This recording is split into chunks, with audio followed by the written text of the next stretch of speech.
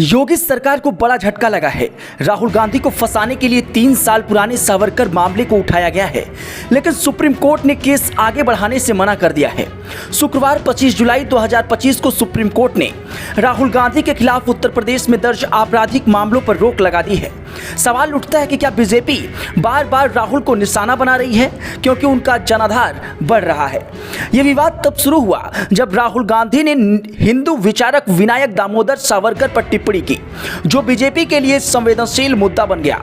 योगी सरकार ने 3 साल पुराने इस बयान को आधार बनाकर प्राथमिकी दर्ज की है, ताकि राहुल पर दबाव बनाया जा सके। लेकिन 25 जुलाई को सुप्रीम कोर्ट की बेंच जस्टिस दीपांकर दत्ता और जस्टिस ऑगस्टीन जॉर्ज मसीह ने मामले में स्थगन पत्र का संज्ञान लिया और कार्रवाई पर रोक लगा दी। अगली सुनवाई 4 हफ्ते बाद तय की गई है और इससे पहले राहुल पर मोदी सरनेम केस और नेशनल हेराल्ड मामले में भी सवाल उठे थे। कांग्रेस का कहना है कि यह सब उनकी बढ़ती लोकप्रियता को रोकने की साजिश है, जबकि बीजेपी इसे कानून व्यवस्था का मुद्दा बता रही है। राजनीति में विपक्ष को निशाना बनाना आम है, लेकिन राहुल गांधी पर बार बार केस क्यों? कुछ विशेषज्ञ मानते हैं कि राहुल का युवाओं और अल्पसंख्यकों में बढ़ता प्रभाव बीजेपी के लिए चुनौती बन रहा है।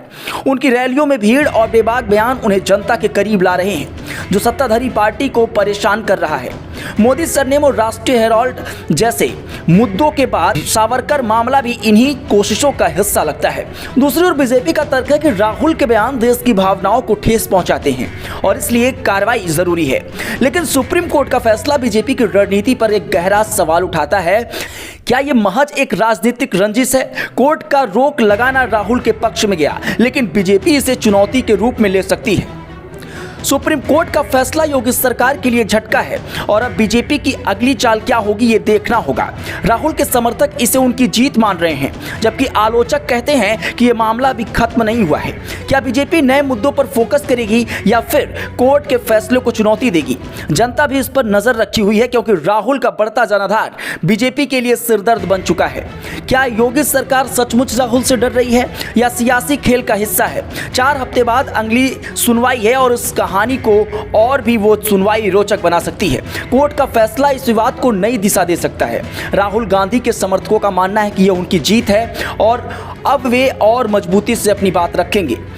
बीजेपी कोर्ट के फैसले को चुनौती दे सकती है या फिर अन्य तरीके से राहुल पर दबाव बनाने या बनाए रखने की कोशिश कर सकती है। यह देखना दिलचस्प होगा कि क्या यह मामला खत्म होता है या फिर सियासी घमासान की शुरुआत होती है। जनता भी इस पर नजर रखी है, क्योंकि यह न सिर्फ राहुल गांधी की छवि बल्कि भारतीय राजनीति की दिशा को भी प्रभावित कर सकता है।